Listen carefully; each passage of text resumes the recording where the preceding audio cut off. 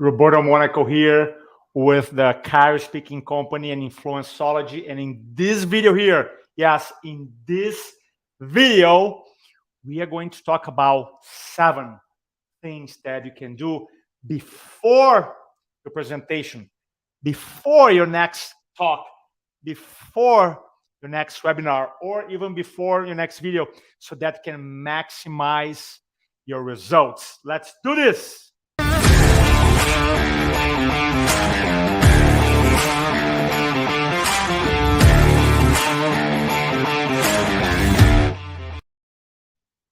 All right, so excited to be here with you today.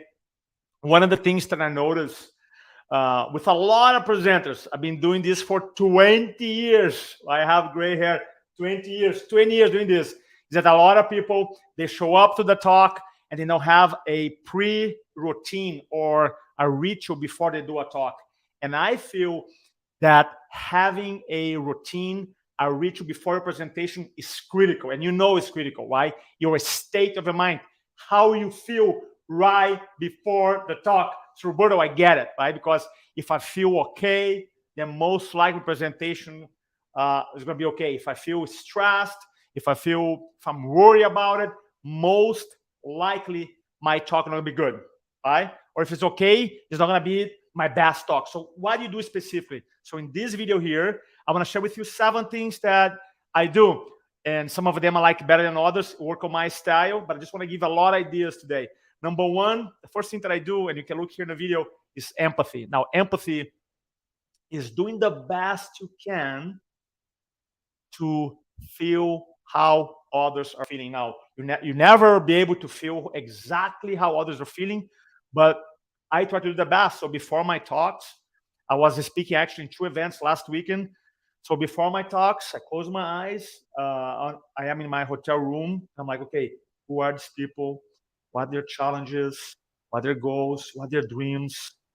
What do they give up, to be here in these events? Their family, their businesses, invest money. I mean, I slow down everything, and I really try to put myself in their shoes and feel the best way, the closest way possible, because I want to experience what they experience right now. So that's one thing that I do. Right? It's empathy.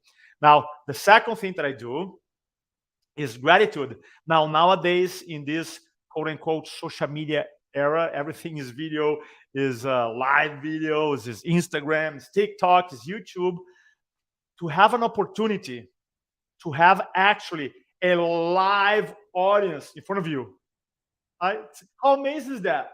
And regardless if you're speaking for 10 minutes, for 5, for 2, for 30 hours, like I do in my classes, how amazing is that? Honestly, it's super amazing. So I love the fact that you have an opportunity to be in front of people for that long. Like nowadays, in these specials, you watch a video like, I don't like it, 1 minute, 1 second.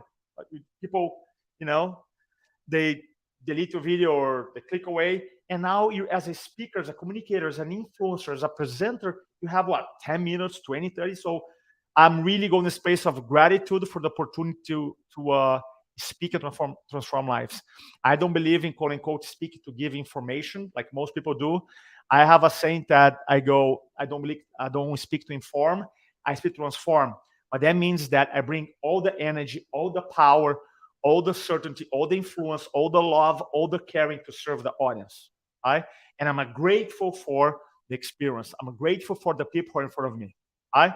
Number 2. Number 3, certainty. I have a whole process that I take people about how to speak with more confidence, with more certainty to the presentations. Now, there's a bunch of communication research that shows, they call the confidence bias. I was just talking about last weekend.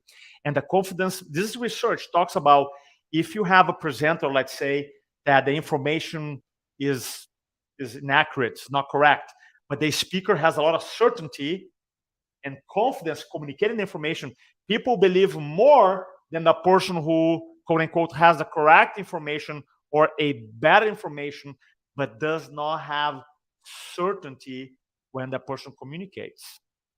Right? So certainty and confidence works both ways. So you can be certain of the wrong thing. Guess what? most likely, not all the time, most likely people like, okay, that person, that person sounds pretty certain. I'm gonna follow through, right? I'm gonna follow his or her advice, even though the information is not that good. Or I met a lot of people, a lot of docs, a lot of professionals who have this brilliant, amazing idea. When they communicate, there's no certainty, there's no confidence, there's no power. That's why they're not effective, right? So you gotta be able to generate that, right? So how do you do that, Roberto? Well, I don't have an hour here get into certainty. But one of the things that I do, I play in my mind. I ask myself, okay, what is a moment in my life when I felt unstoppable, super certain? And I have this image from 2010. When I was living in San Diego, me running on Sunset Cliffs, like on a summer day, just like a machine back in the day.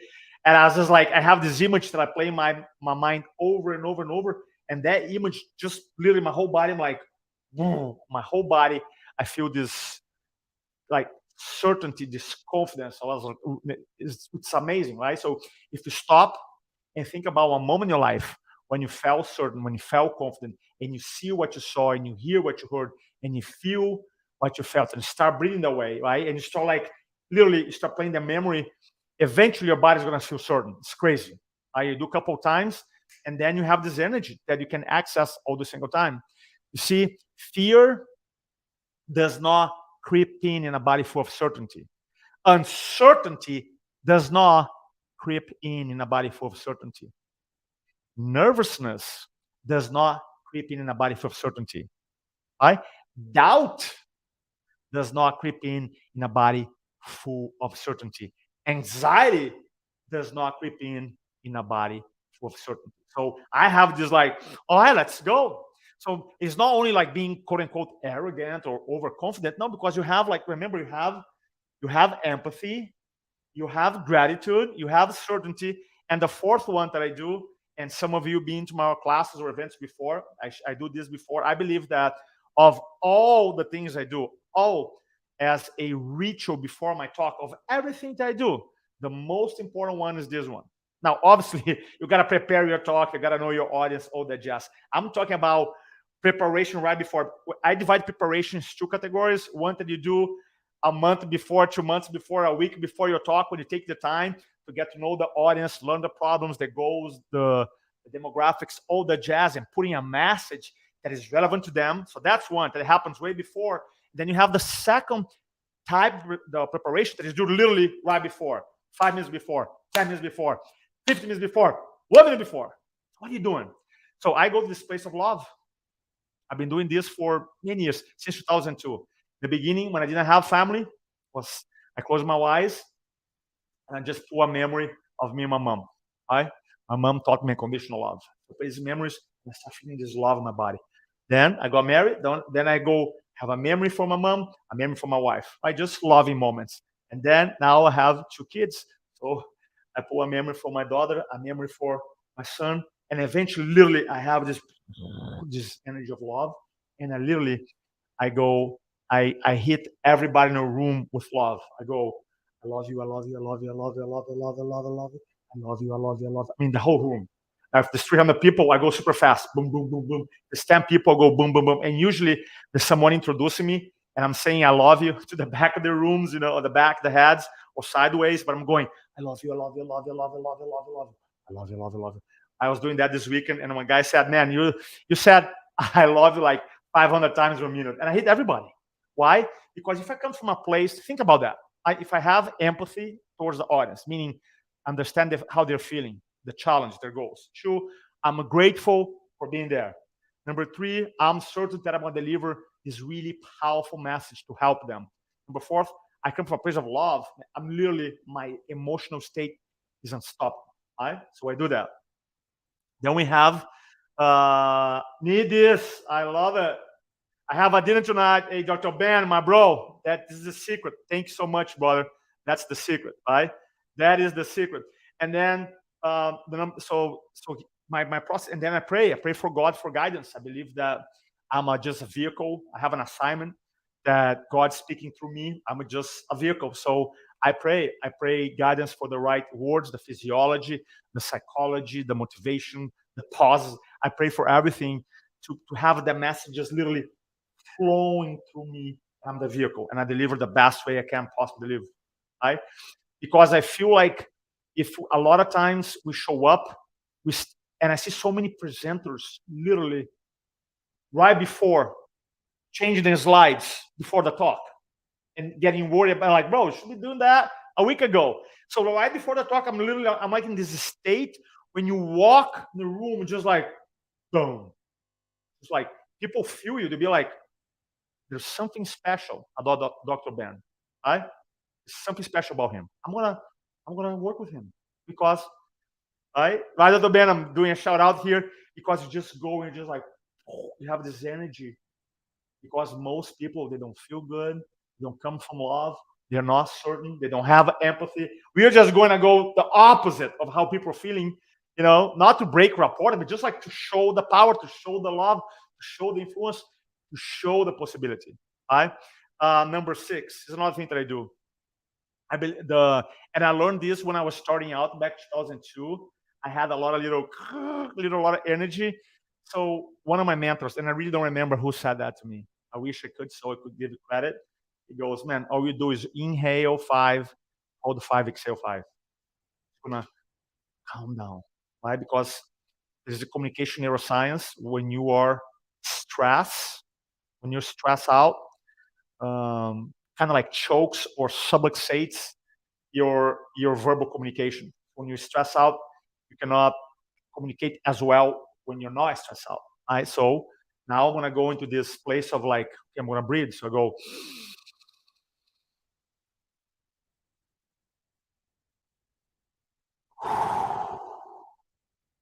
again.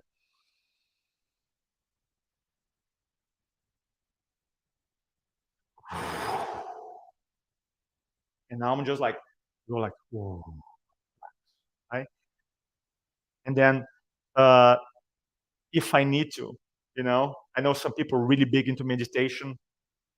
To really, if they need to, they can meditate and really, really like relax them. I don't like to get too relaxed because like too relaxed, I want to have the edge, but the edge is more like is the desire to serve. I'm not afraid or anything like. It's more the desire to serve. So 7 things that I do: empathy, which is really important to do the best you can to be someone else's shoes. Number 2, gratitude. Be grateful for the people who are there. If it's 2, 20, 200, 2,000 or 20,000, certainty. Remember a time in your life when I felt unstoppable. Bring the image clear. See what you saw, feel what you felt, hear what you heard. Not only you heard things externally, but your voices, how you communicate yourself, how you're breathing, how you're moving. And I promise if you do this well, you're going to have this surge of certainty and confidence in your body.